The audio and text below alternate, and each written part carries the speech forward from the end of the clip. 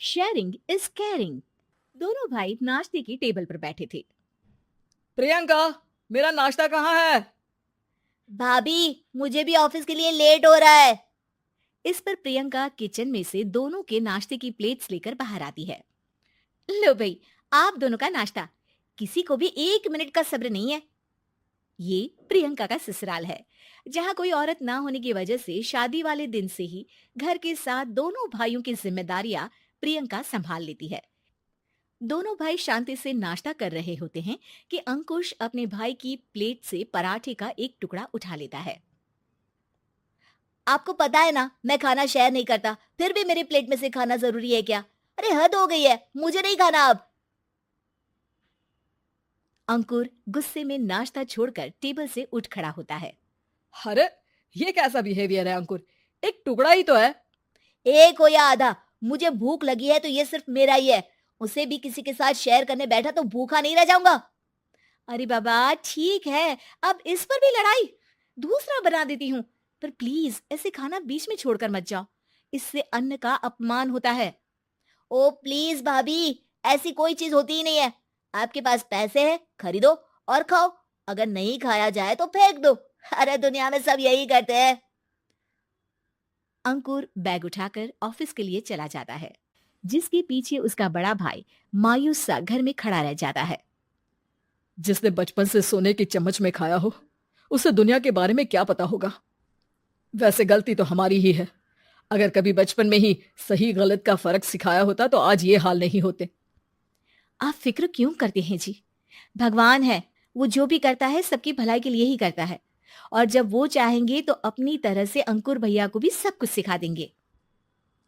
पत्नी की बात पर विश्वास कर अंकुश भी ऑफिस चला जाता है।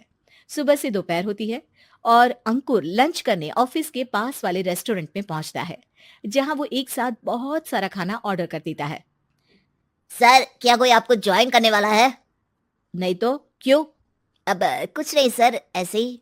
वेटर चला जाता है और कुछ देर में अंकुर का ऑर्डर लेकर वापस आता है, जिस पर अंकुर सब डिशेस में से थोड़ा थोड़ा खाकर बाकी ऐसे ही छोड़कर बिल देकर चला जाता है। वाह भगवान, तेरी माया।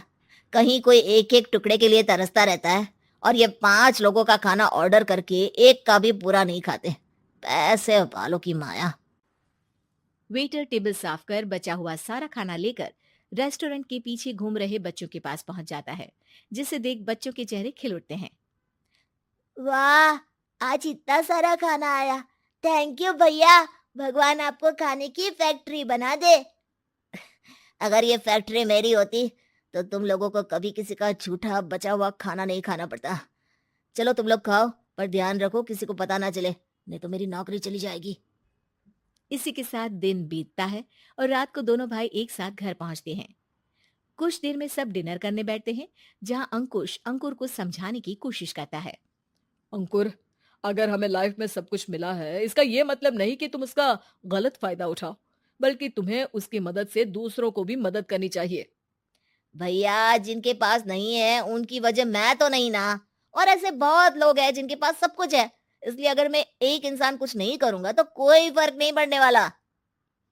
तुम्हारे भैया बस एक चीज समझाना चाहते हैं कि जिस चीज की हमारे पास कमी नहीं है, उसे बर्बाद करने से अच्छा है कि लोगों के साथ शेयर करें। इससे हम सिर्फ सामान नहीं, खुशियां भी बांटते हैं, और इसमें तुम्हारा ज्यादा कुछ तो जाएगा नहीं। भैया भाभी की बात सुन अंकुर कुछ बोले बिना उठकर चला जाता है। इसी तरह दिन बीतते रहते हैं, जिसमें अंकुश और प्रियंका कोशिश तो बहुत करते हैं, पर अंकुर पर किसी भी चीज का कोई असर नहीं पड़ता। एक दोपहर अंकुर सैंडविच खाते हुए सड़क के किनारे चल रहा होता है। तभी उसकी नजर आइसक्रीम वाले पर पड़ती है और वो सैंडविच सड़क किनारे फेंक आइसक्रीम खरीदने पहुंच जाता है। अब इसे कहते हैं जिंदगी का सुख। जैसे ही अंकुर आइसक्रीम लेकर पीछे मुड़ता है तो एक आदमी को सड़क से वही सैंडविच उठाते हुए देखता है। वो आदमी बहुत कमजोर, गरीब, जैसे बहुत दिनों से खाना ना खाया हो वैसा लग रहा था। अंकुर उसके पास जाकर खड़ा हो जाता है। उसे देखकर आदमी सैंडविच अंकुर की तरफ कर देता है। आपको भी खाना है क्या? क्या हम इसे आधा आधा कर ले? मुझे बहुत भूख लगी है। वो मेरा ही झूठा सैंडविच है। तुम दूसरा खरीद कर क्यों नहीं खा लेते? इसे क्यों खा रहे हो? अरे भैया, अगर खरीदने के पैसे होते तो 4 दिन से भूखा नहीं घूम रहा होता। हैं? क्या? तुमने 4 दिन से कुछ नहीं खाया, फिर भी इस आधे सैंडविच को मेरे साथ बांटने के लिए तैयार हो गए? क्यों? अरे भैया, पैसा नहीं है तो क्या हुआ, इंसानियत आज भी उतनी महंगी नहीं हुई और ना ही उस पर अमीर गरीब का टैग लगा है जो हम उसे रख ना सके। पर अफसोस, आजकल लोगों के अंदर पोषण, खून या विटामिन से ज्यादा इंसानियत की कमी होने लगी है। आदमी की बातों से अंकुर को समझ में आ जाता है कि वो आज तक कितना गलत काम करता आ रहा था। इसके बाद से वो अपनी किसी के साथ शेयर नहीं करने और खाने को बर्बाद करने वाली आदत को छोड़ देता है।